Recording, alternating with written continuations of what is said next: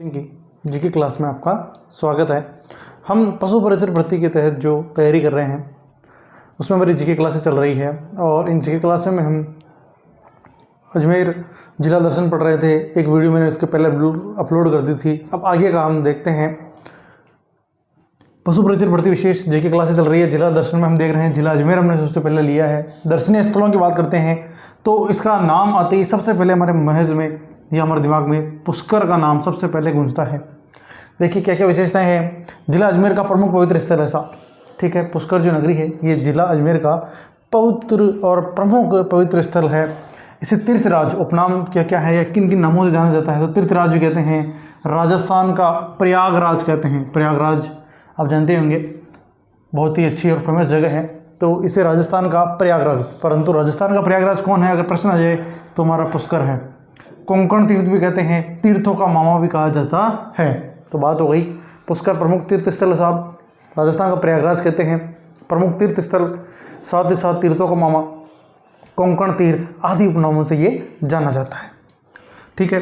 अब देखते हैं यहाँ विश्व का सबसे बड़ा और सबसे पहला ब्रह्मा जी का मंदिर स्थित है। एकमात्र मंदिर है ब्रह्मा जी का, भगवान ब्रह्मा का मंदिर यहाँ स्थित है। बहुत फेमस मंदिर है और तो ये यहीं पर स्थित है, ठीक है। इसके अलावा सावित्री माता का मंदिर है, रंगनाथ मंदिर है, वरहा मंदिर है, रमा बैकुंठ मंदिर है। पुष्कर की गलियों में अगर आप चले जाएंगे ना, खासियत है बड़ी शानदार कि हर गली में आपको कोई ना कोई मंदिर दिखेगा।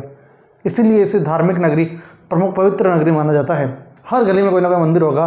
तो ब्रह्मा का तो विशेष, भगवान जो ब्रह्मा हैं जिन्हें हिंदू धर्म से मान्यता प्राप्त है और कहते हैं कि ये इन्होंने ही सृष्टि की रचना की है, ठीक है साहब। तो साथ और दूसरी सबसे इम्पोर्टेंट बात है इनका जो विश्व का एकमात्र मंदिर है यहाँ पर, ये सबसे बड़ी और इम्पोर्टेंट बात होती है। दूसरी बात हम समझ रहे हैं, आगे देख रहे थे कि यहाँ पर अनेक मंदिर और भी है। सावित्री माता मंदिर है, रंगनाथ मंदिर है, वरहा मंदिर है, रमा बैकुंठ मंदिर है।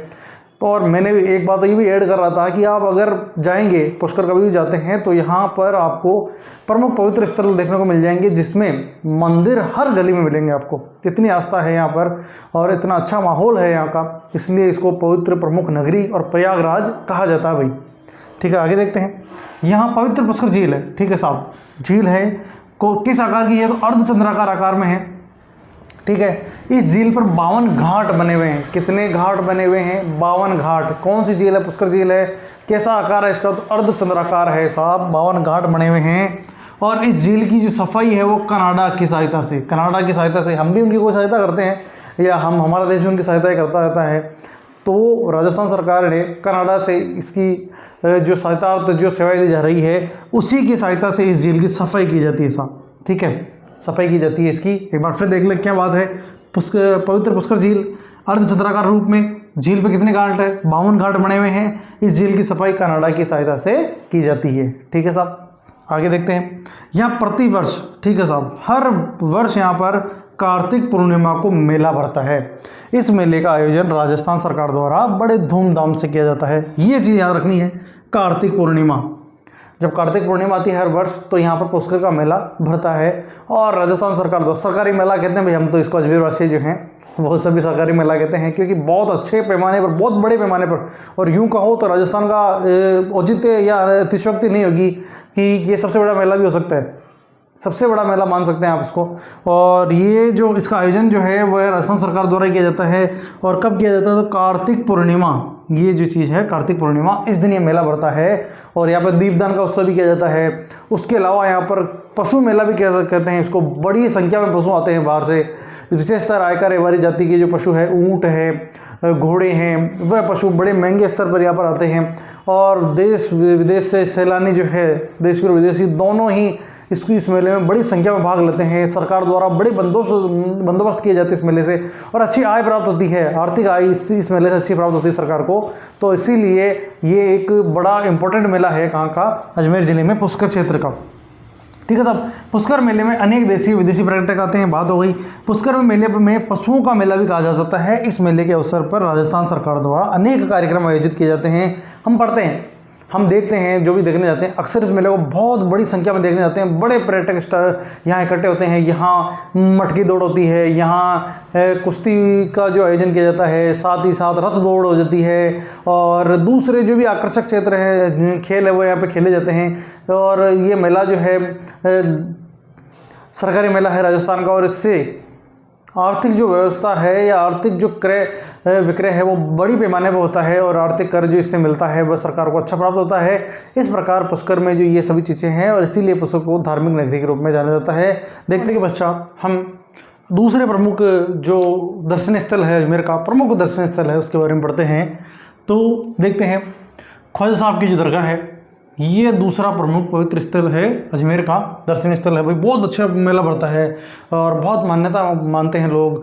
देसी पर्यटक और विदेशी पर्यटक खूब यहाँ से आते हैं और बहुत मान्यता मांगते हैं, और जिसकी भी मान्यता पूरी होती है वो यहाँ पर चादर चढ़ाकर फूल पेश कर अपनी जो आस्था है उसको प्रकट करता है। तो पढ़ते हैं विशेष इसके बारे में। ख्वाजा मोइनुद्दीन चिश्ती का जो भारत में आगमन हुआ वो हुआ मोहम्मद गौरी के साथ। मोहम्मद गौरी जो शासक था, पृथ्वीराज तृतीय, तराइन का प्रथम युद्ध, द्वितीय युद्ध हम सबको याद है। तो उन्हीं के साथ ये जो है ख्वाजा मोइनुद्दीन चिश्ती ये बगदाद से कहाँ पर आ गए, हमारे भारत में, और भारत में फिर ये घूमते घूमते कहाँ है, अजमेर ज़िले में आए। फ़कीर संत थे ये, तो फिर ये यहाँ आ गए।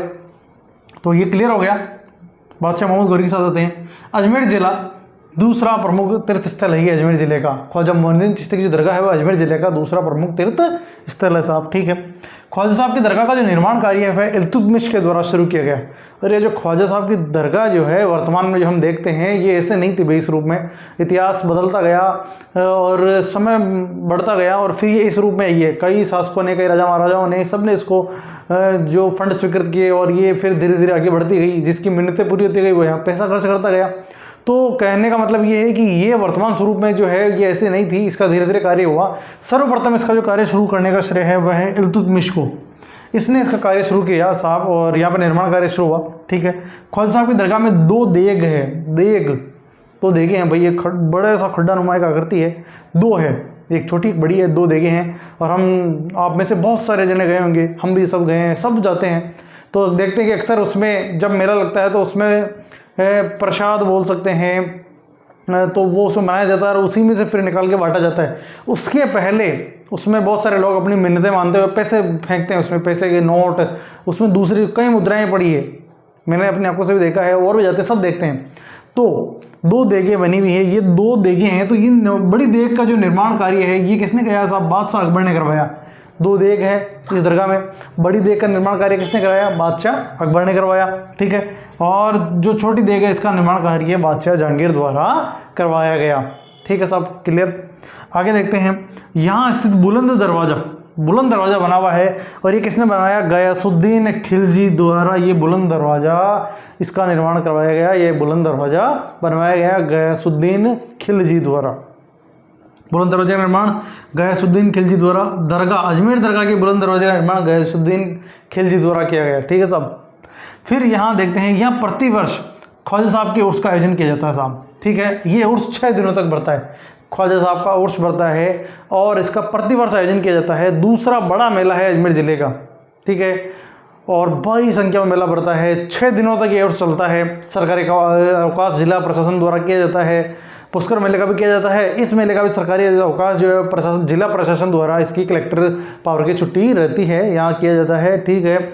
और 6 दिनों तक ये उर्स चलता है। और मैं और एक बात इंपॉर्टेंट और बता दूं, राजस्थान में या भारत में जितने भी सूफी संत हैं उन सब में एकमात्र सूफी संत है ख्वाजा मोइनुद्दीन चिश्ती, जिनका उर्स जो है वो 6 दिनों तक चलता है। इस उर्स की जो है वो, ये उर्स कौन से महीने में भरा जाता है, तो ये उर्स भरा जाता है साहब रज्जब माह में।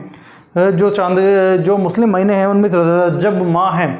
मुस्लिम महीनों में कौन सा है, रज्जब माह। इस माह में ये चांद की तारीख से स्टार्ट हो जाता है उर्स, और इस उर्स की जो शुरुआत है वह है राजस्थान के भीलवाड़ा जिले का जो गौरी परिवार है। एक दिन पहले इस उर्स पर चादर चढ़ाकर, कहाँ चढ़ती है वो चादर, वो बुलंद दरवाजे पर चढ़ती है, वहाँ पर चढ़ाकर इस मेले का शुभारंभ हो जाता है, या मेले का आगाज हो जाता है। और बहुत पर्यटक आते हैं भाई इस मेले में, भारी संख्या में पर्यटक आते हैं, और चांद दिखने में इस मेले का आगाज हो जाता है। इस मेले का को सांप्रदायिक सद्भाव का प्रतीक भी कहते हैं। होगा ही भाई, सांप्रदायिक सद्भाव का प्रतीक भी है। हमारे पुष्कर में ब्रह्मा जी का मंदिर है, तो हमारे जिला अजमेर जो है उस मुख्यालय स्थित जो है वहाँ पर ख्वाजा मोहिउद्दीन चिश्ती का मेला बढ़ता है। तो दोनों ही मेले बड़े धूमधाम से मनाए जाते हैं और सरकार द्वारा और राजस्थान जो प्रशासन, जिला प्रशासन है सरकार का, उसके द्वारा इन मेलों में बड़ी सहायता में माकूल व्यवस्था की जाती है ताकि कोई दुर्घटना घटित ना हो। बड़ी संख्या में क्रय विक्रय होता है, बड़ी संख्या में पर्यटक आते हैं और अच्छा सरकार को इससे क्रय प्राप्त होता है। तो इस प्रकार यह जो 2 बड़े मेले हैं राजस्थान के अजमेर ज़िले के, ये हमने पढ़ लिए हैं। Thank you. बात करते हैं तो देखते हैं, यहाँ आना सागर झील है, ठीक है। और इस आना सागर झील का जो निर्माण है वह चौहान शासक जो अर्णोराज द्वारा इस झील का निर्माण कराया गया है साहब। आना सागर झील है, हम सब गए अजमेर और उस झील को हम सब देखते हैं। आना सागर झील है, इसका निर्माण किसने करवाया? तो इसका निर्माण करवाया साहब अर्णोराज जी द्वारा। इस झील के किनारे क्या हुआ? जहांगीर द्वारा निर्मित दौलत बाग है साहब। दौलत बाग आप सबने देखा होगा, जहांगीर द्वारा, उसे सुभाष उद्यान के नाम से जाना जाता है वर्तमान में। मैं आपको बता दूं, सुभाष उद्यान के नाम से जाना जाता है, दौलत बाग को ही सुभाष उद्यान के नाम से जाना जाता है। किसने बनवाया था? ये बनवाया था साहब बादशाह जहांगीर द्वारा, ठीक है। और शाहजहाँ द्वारा यहाँ बारादरी का निर्माण कराया गया। दौलत बाग, आना सागर झील अर्णोराज द्वारा बनवाई गई, ठीक है, चौहान शासक थे।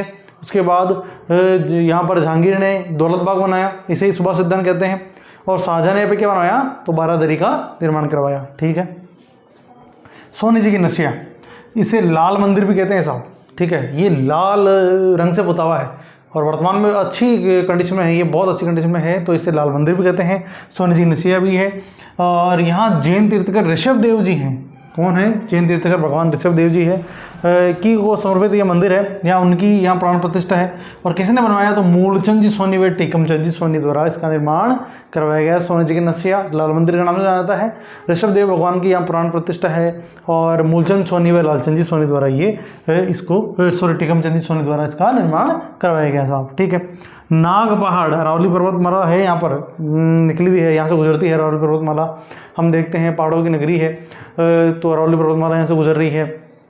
तो इस अरावली पर्वतमाला में एक पहाड़ है जिसे हम नाग पहाड़ कहते हैं। और लूनी नदी का जो उद्गम स्थान है, लूनी नदी अजमेर की प्रमुख नदी है साहब, ठीक है।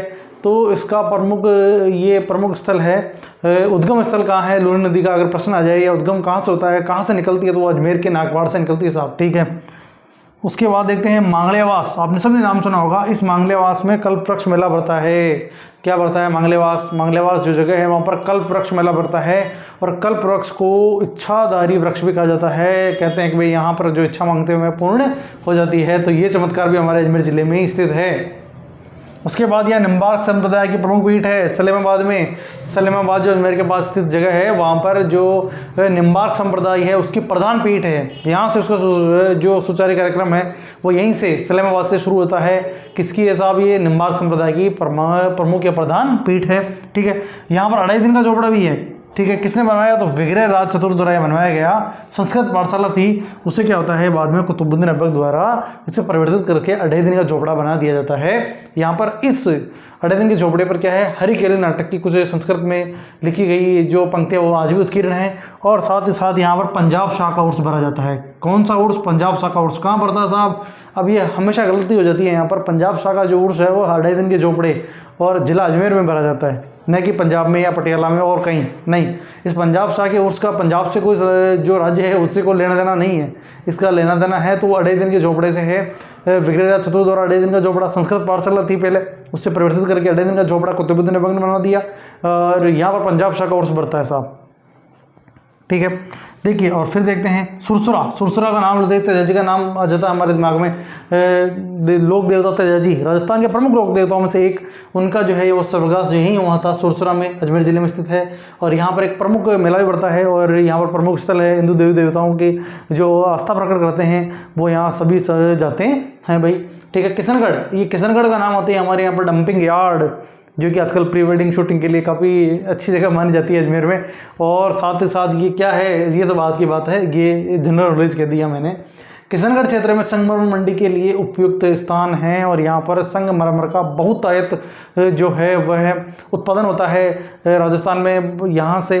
तो ये किशनगढ़ क्षेत्र भी यही है। किशनगढ़ में गुंदलाव तालाब भी है जहाँ पर अत्यधिक मछलियाँ, बहुत मछलियाँ उस तालाब के अंदर गुंदलाव तालाब है। और अजमेर ज़िले में और भी अन्य प्रमुख स्थल है जो कि देखे जा सकते हैं। अजमेर ज़िला जो है वह है, मैं एक बार फिर दोहरा दूँ, सांप्रदायिक व धार्मिक सद्भाव का प्रतीक है। यहाँ पुष्कर है, यहाँ बूढ़ा पुष्कर है, यहाँ अनासागर झील है, यहाँ पुष्कर झील भी है, और भी अनेक कई तरीके की यहाँ पर। यह एक फॉयसागर झील भी है जो कि अंग्रेज अधिकारी था फॉय, उसने बाढ़ राहत कार्य के लिए बनाई थी। फॉयसागर झील है, उसमें भी इतना पानी वानी नहीं है, या वह इतने इसमें इतना पानी नहीं है। अनासागर झील जो है वो काफ़ी, इसमें हर बार ही उफान आ जाती है हमारे, तो जब भी बारिश होती है। तो अनासागर झील काफ़ी बड़ी भी है, और इसके किनारे जो है दौलत बाग बना हुआ है, और अभी इसमें और भी काम किए गए हैं, फव्वारे लगा दिए गए हैं, तो अच्छा इसको डेवलप कर दिया गया है पर्यटकों के लिए। तो इस प्रकार हमारा अजमेर जो है उसमें कई पर्यटक स्थल है, और कहीं ऐतिहासिक और सामाजिक और धार्मिक सांप्रदायिक सद्भाव के स्थल हैं। तो इन सबको हमने पढ़ लिया है। पशु परिसर बढ़ते के लिए इनमें से कई प्रश्न बन सकते हैं, तो आप इसका ध्यान रखें और अच्छे से इसको टैली करें, अच्छे से वीडियो पढ़ते हैं को देखें, पढ़ें, इनमें से स्क्रीनशॉट निकाल लें, नोट्स बना लें। मैंने लाइन टू लाइन लिखा है, तो आपके लिए बहुत उपयोगी होगा। और अब जो अगली वीडियो है इसमें हम दूसरे ज़िले के का जो इसके हैं संभाग में आ रहे हैं, उनमें से कोई दूसरा ज़िला होगा, केकड़ी हो सकता है, नागौर हो सकता है, और भी कोई ज़िला है जो इसी के संभाग में, उसके अध्ययन करेंगे। तब तक के लिए धन्यवाद। बागवान कोचिंग को सपोर्ट करें, सब्सक्राइब करें।